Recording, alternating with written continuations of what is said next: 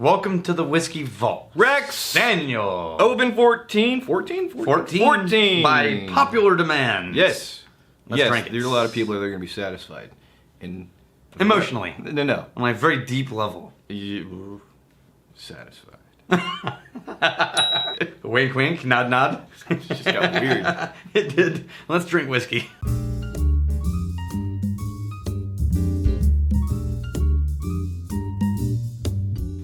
Okay. So, guess what Daniel just said? Uh-oh. What did I just say? This was like 15 seconds ago. Uh-oh. That was 15 seconds ago. ago. You get it? 15 before he pushed the button. I was looking for Oban 14. And he said out loud, "Oh good, the Oban 14 is where I can reach it." Yeah. Because it's down. I don't need the stepladder to get it to the top shelf. Or an adult. Although I know you guys wanted me to do that on camera so you could check out my ass.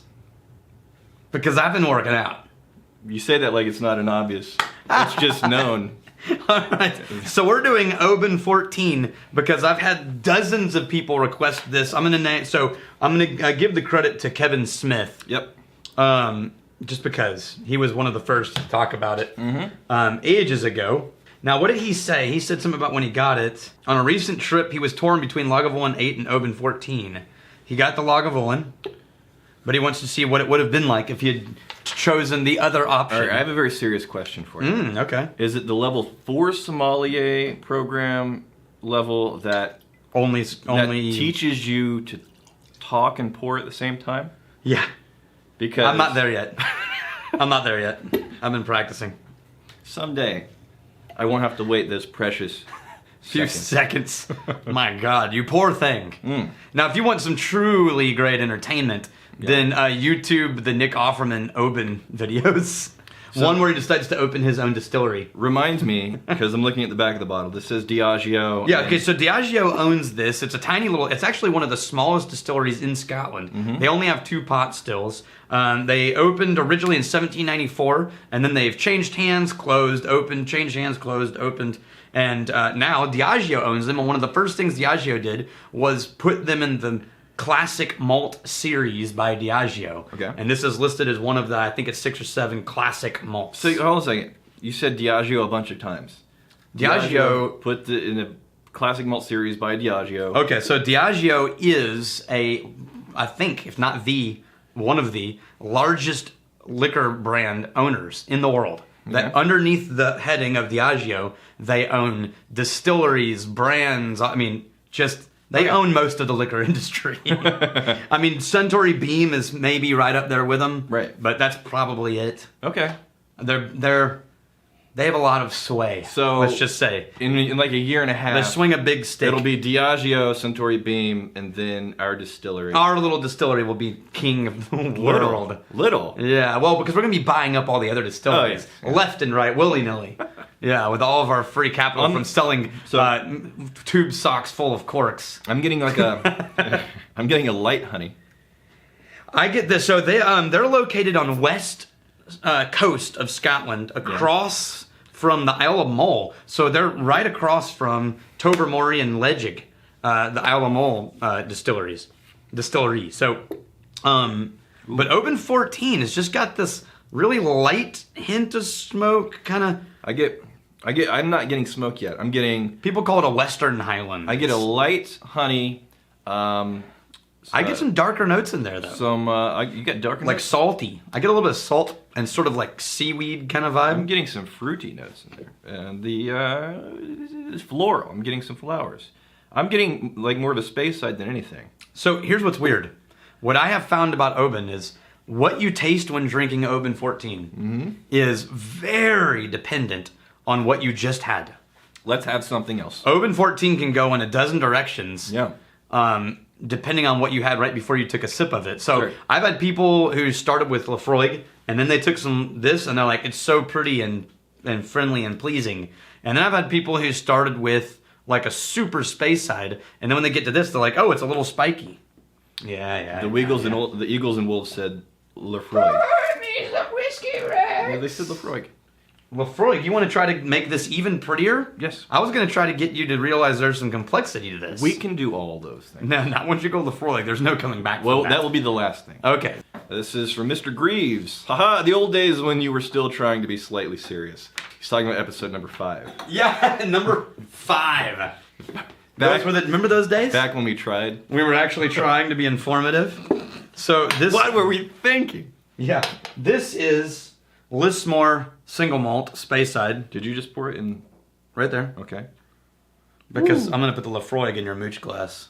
Yeah, it's like less floral, almost like a light biscuity vibe on the back end there. But now go back to the Oban. The notes that I was getting are like a deeper. Yes. Yeah. Yes, it's a darker color palette.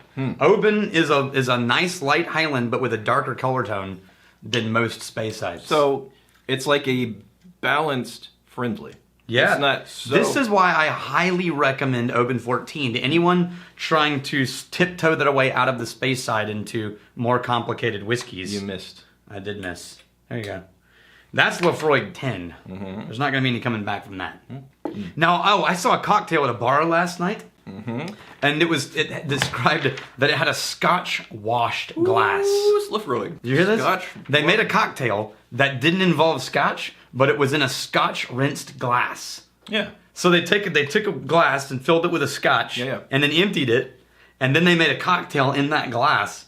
And so you got a hint. I mean, imagine smell that, just empty glass. Yeah, that's right here. I'm like, that's actually a genius idea. I would really love to see a bourbon cocktail put in a Scotch rinsed glass.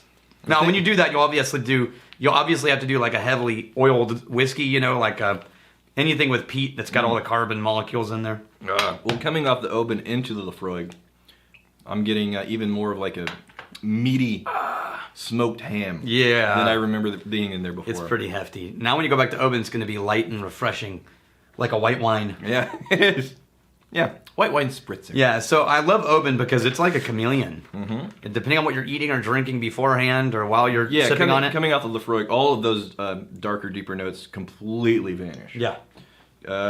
Pew Heretic, best bromance vid ever. What video is he talking about? I was writing invoices and listening to this vid and had to stop and back up a few times because of the quotes. Can you get it in? I'll move it around. I'll move it around. He says, I admire the hell out of your wife. Yeah. As you should. Yeah, because they put up with a lot. So Oban, it's his. I remember a lot of people putting it on a list of things that they. I think, as a matter of fact, and 2 days ago when we said everyone you put your list of 10 or 100, I think there were many Obans in those lists. Yeah. So there's a reason it's listed in the Classic Malt series. It's awesome. But I had a weird moment because I think it was yesterday. Emotionally? Always. Okay. Always. I think it was yesterday that we crossed over 6,000. Oh, yeah. Subscribers. Yeah. It was last night. Yeah, because you guys are freaking awesome. Yeah. We suck. I have no idea why you keep coming back here. We still, I guarantee you, are getting people who are watching this and they're like, I thought this was whiskey reviews. And you're like, nah, it sort of is. Yeah, pretty much. Someday people will realize this is too. You just drink whiskey? Yeah. Basically, all we're doing is we didn't want to do this all by ourselves because that was too close to alcoholism. So we're like, well, maybe if we do it with a whole bunch of other random strangers, it will look like a business. Yes. Yeah, so the point is, thank you guys for continuing to show up. Yeah, thank you for making us not look like alcoholics. And again, our wives are to be admired. Yeah. The golden culture. Dude, I literally work with the guy who could be your twin, and he is the head of a bar. He's talking about me. He's bald and and we have not received photographic proof of this yet. He has a shorter but close to your beard. It's insane. I can't get over how much you two. So, Daniel has a doppelganger. I have many. Here's what thing. If you have something remarkable about your appearance, like you're bald or you're bald with a beard, right? Every day you meet someone who says, I have a friend who looks just like you. And your next question is, are they bald with a beard? Yeah. It's like, well, that's really all we have in common. It turns out that's all it takes. It's like when you're in a family gathering and one of your aunts says, oh, you play guitar? I have a friend who plays guitar. You guys would get along great. Like, oh, that's because that's all it takes.